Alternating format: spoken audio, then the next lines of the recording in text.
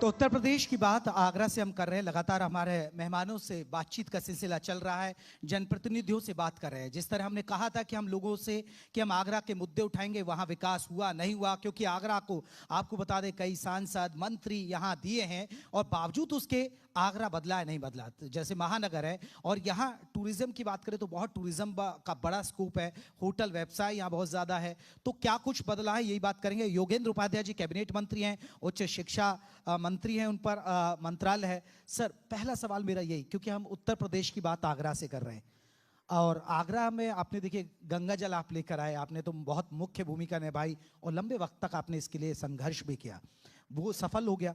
लेकिन क्या आपको लग रहा है कि जो लोग सोचते हैं कि सपनों का आगरा वो बन पाया, या आप एक जनप्रतिनिधि तौर पर मानते हैं कि हाँ आगरा आज अपने पैर पर पूरी तरह से खड़ा है, मैं संतुष्ट हूं जितना विकास हुआ है यहाँ?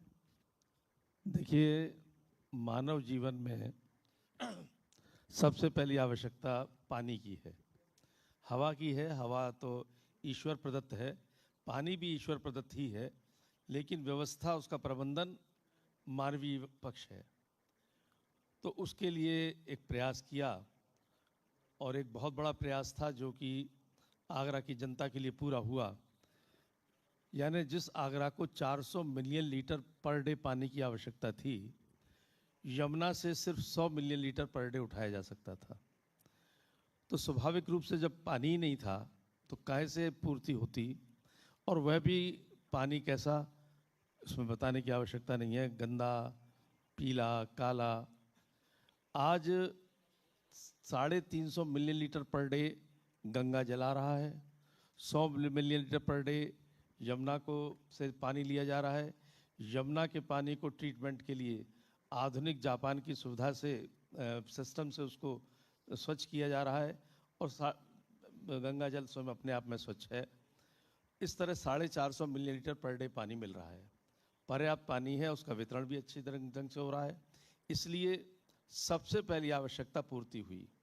दूसरी आवश्यकता होती है चिकित्सा की, दवाई और पढ़ाई, ये आवश्यकता है। दवाई की बात करें हम तो एसएन मेडिकल कॉलेज बहुत दुर्दशा को प्राप्त था यहाँ का, जबकि हिंदुस्तान के 3 बड़े मेडिकल कॉलेजों में से एक हुआ करता था, प्राचीनतम। और उसकी दुर्दशा क्या थी, एक सेंटेंस से अगर आपको बताना चाहूँगा मैं। जब 2017 में मुझे आगरा की जनता ने दोबारा चुना तो मैंने लक्ष्य बनाया कि यहाँ की चिकित्सा सुविधाओं को ठीक किया जाएगा।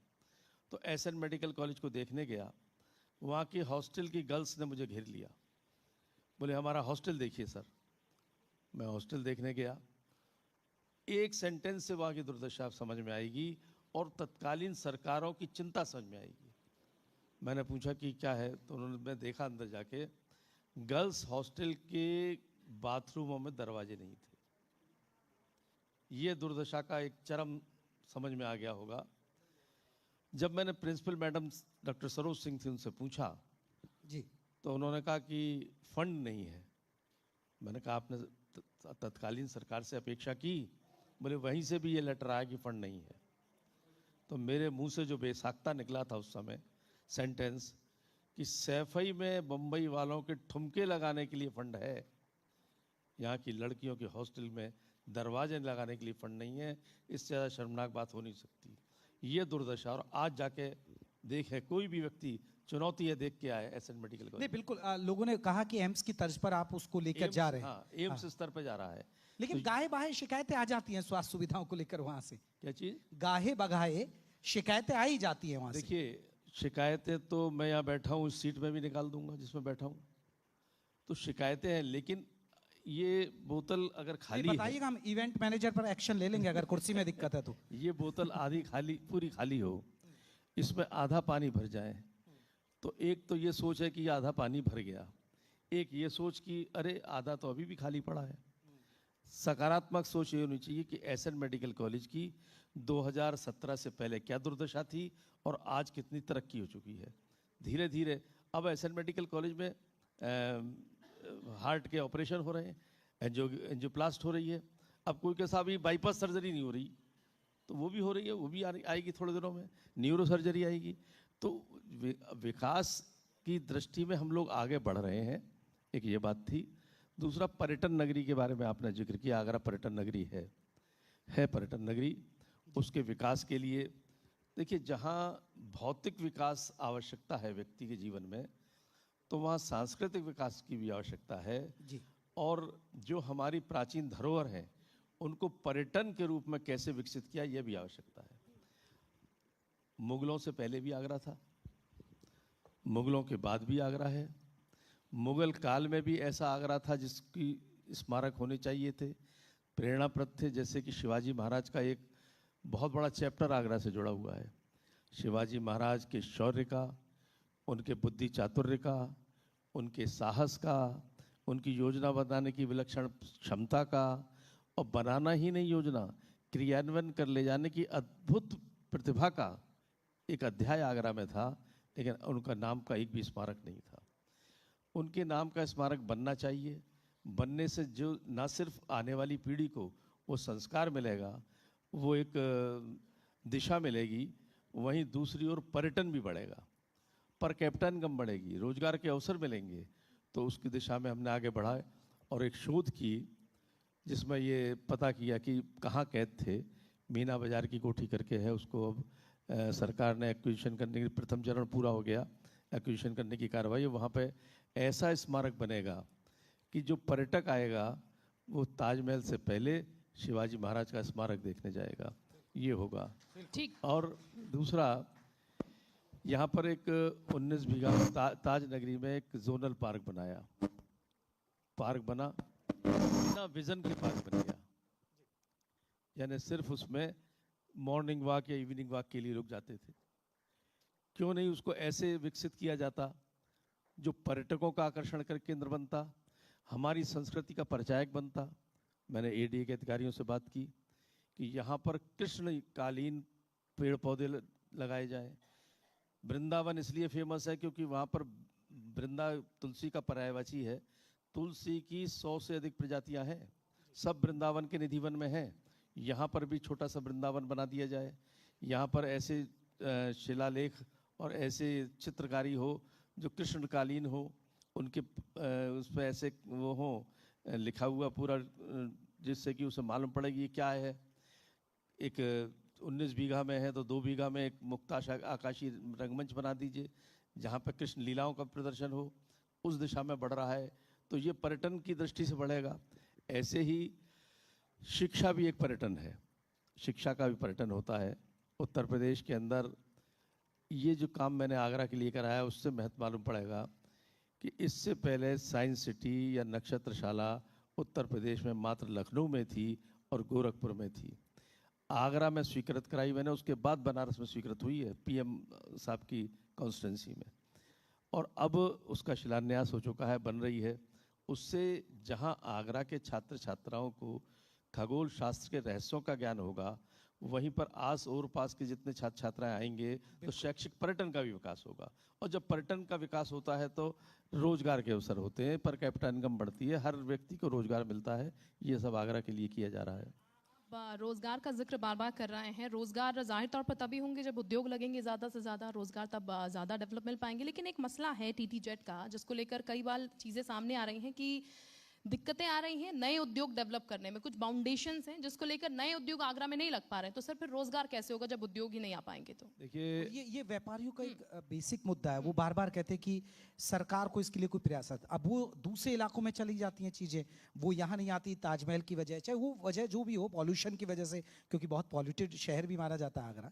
जब ऐसी कोई स्थिति है आगरा में तो हमें उसके विकल्प तलाशने होंगे।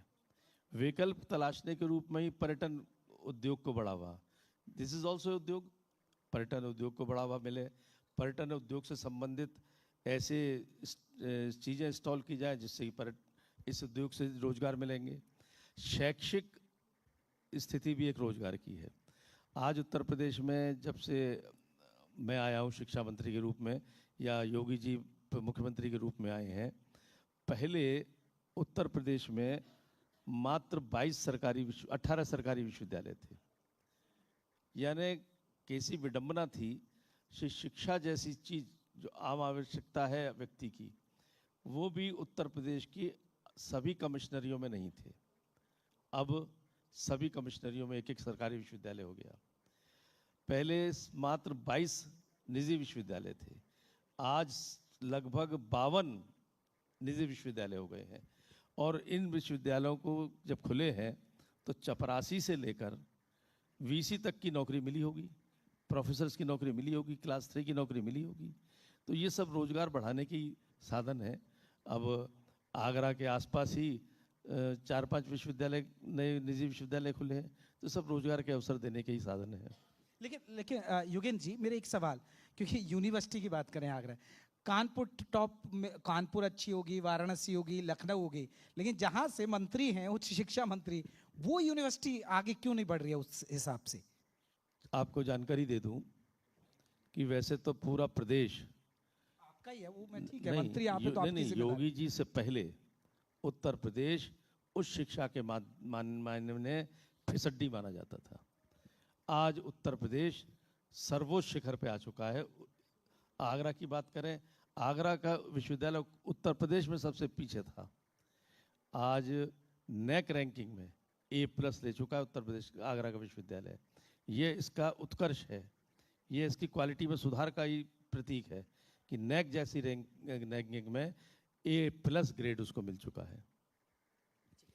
सर, चूंकि पर्यटन को लेकर तो आप डिस्कस कर रहे हैं, आगरा के ताजमहल को हर कोई जानता है, लेकिन इसके अलावा सर अगर बात की जाए तो किस तरीके से टूरिज्म को लेकर आप काम कर रहे हैं? क्योंकि जो पर्यटक यहाँ पर आते हैं, खासकर कई बार ऐसी दिक्कतें दिखती हैं, ओवर चार्जिंग की, गाइड्स माफिया, ये जो चीज़ें हैं वो समाप्त सर नहीं हो पाती इजली। और अगर कहीं बाहर से टूरिस्ट आ रहा है तो उसको ओवर पार करना या उसको कम करना वो एक चैलेंजिंग फैक्टर हो जाता है। देखिए, जहाँ तक पर्यटन के लोगों के से जो दुर्व्यवहार या ऐसी शिकायतें आती हैं, उनमें काफ़ी सुधार आया है। मुझे कहने में हिचक नहीं कि सपा बसपा शासनकाल में जो एक टेंडेंसी थी आम व्यक्ति की, वो योगी जी के शासनकाल में दिमाग दुरुस्त हो चुका है। अब लोगों को लगता है कि योगी राज है, गुंडई चलेगी नहीं, ऐसे कोई हरकत चलेगी नहीं जो पर्यटक ठगा सा महसूस करे। तो उसमें काफ़ी कमी आई है और सुधार भी है। इसलिए पर्यटकों की संख्या भी बढ़ी है उत्तर प्रदेश के अंदर और आगरा के अंदर। ठीक है। और सर ट्रैफिक व्यवस्था, सर ये तो रोजमर्रा है, क्योंकि घर से लोगों ने निकलना ही है, ऑफिस जाना ही है और तमाम जो काम है वो करना ही है, उसको सर कैसे सुधारेंगे? क्योंकि अभी सर भी कह रहे थे वो तालमेल जो है कहीं ना कहीं वो बन नहीं पाता और उसका खामियाजा जो है आम जनता को भुगतना पड़ता है। ट्रैफिक व्यवस्था के जहाँ तक सवाल है, इसमें कोई शक नहीं कि ट्रैफिक बढ़ा है।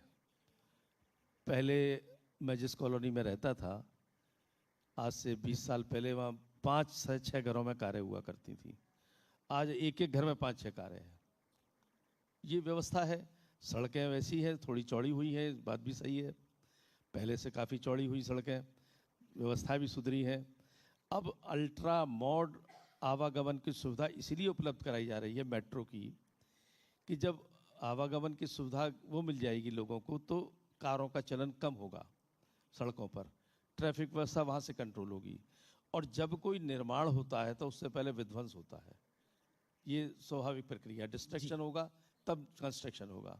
तो उसके निर्माण में जो बीच में परेशानियाँ आ रही हैं वो स्वाभाविक है। जब वो बन जाएगी पूरी तो एक तो आवागमन का साधन उपलब्ध होगा तो ट्रैफिक व्यवस्था ठीक होगी, और दूसरा जब ये खुल जाएंगे इनके रास्ते तो ट्रैफिक व्यवस्था ठीक हो जाएगी। टारगेट अचीव हो जाएगा, वो जो डेट दे रखी है उस तक टारगेट अचीव हो जाएगा। हाँ, टारगेट तो अचीव करेंगे, उसी के लिए लगे हुए हैं, उसी के लिए नई व्यवस्थाएं जुड़ रही हैं। मंत्री जी, अब थोड़े पॉलिटिकल सवाल। अभी धर्म ध्वजा कल एक भव्य कार्यक्रम हुआ, उसे आप कैसे देखते हैं? हालांकि कुछ पॉलिटिकल लोग, विपक्ष के लोग उस पर भी सवाल उठा रहे थे, आप कैसे देखते हैं? कल बड़ा मौका, एक ऐतिहासिक मौका था अयोध्या के लिए। देखिए, इसके लिए हमको अपने अतीत को झांकना होगा। जब यहाँ विदेशी आक्रांता आए, उन्होंने जानबूझकर योजना से हमारे मनोबल को तोड़ने के लिए हमारी आस्थाओं के केंद्र को ध्वस्त किया, हमारी अस्मिता पर चोट पहुंचाई, हमारी संस्कृति को नष्ट करने की कोशिश की। और ये राम जन्मभूमि का जहाँ तक सवाल है, ये 500 साल तक सालता रहा राम जी के अनुयायियों को, हिंदुओं को, कि ये हमारे इष्ट का जन्म स्थान था। इस मंदिर को ध्वस्त किया गया। 500 साल में लगभग 72-74 युद्ध हुए इसके लिए, सतत संघर्ष किया है। एक कौम ने पूरी ने। और आज जब वो अचीव हो रहा है तो निश्चित रूप से जो खुशी उस आम लोगों को मिल रही है, और जिन्होंने युद्ध किया, युद्ध में शहीद हुए, और या जिनको अपने जीवन की आहुति देनी पड़ी, वो लोगों की आत्मा भी स्वर्ग में बहुत प्रसन्न हो रही होगी जब उस लहराती हुई ध्वज पताका को देख रही होगी।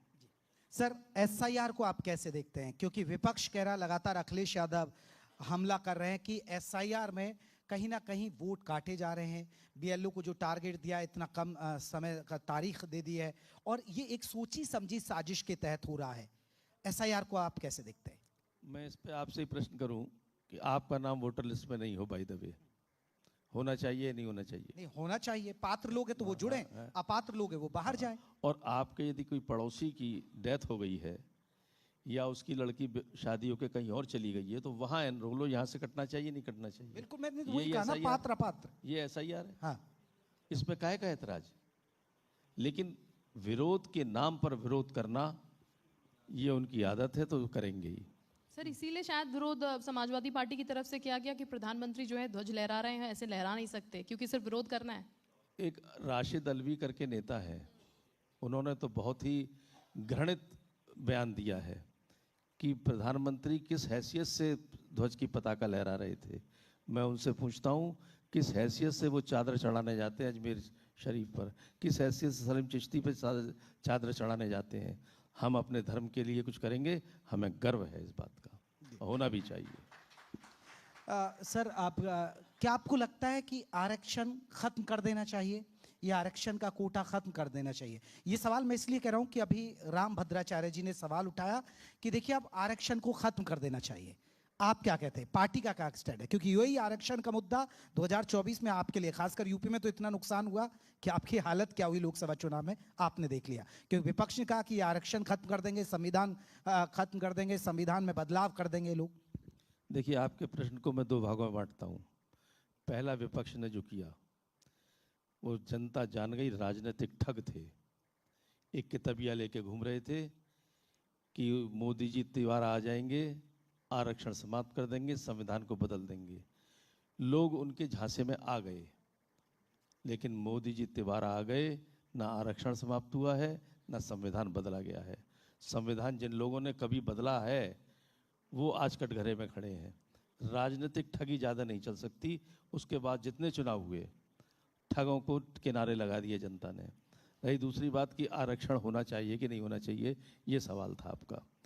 देखिए, जो वंचित समाज रहा है बरसों से, या पीड़ित समाज रहा है, या निचले पायदान पर है, चाहे सामाजिक, तीन तरह के पिछड़ापन होता है, या होता है वंचित, आर्थिक रूप से, सामाजिक रूप से, शैक्षिक रूप से, राजनीतिक रूप से।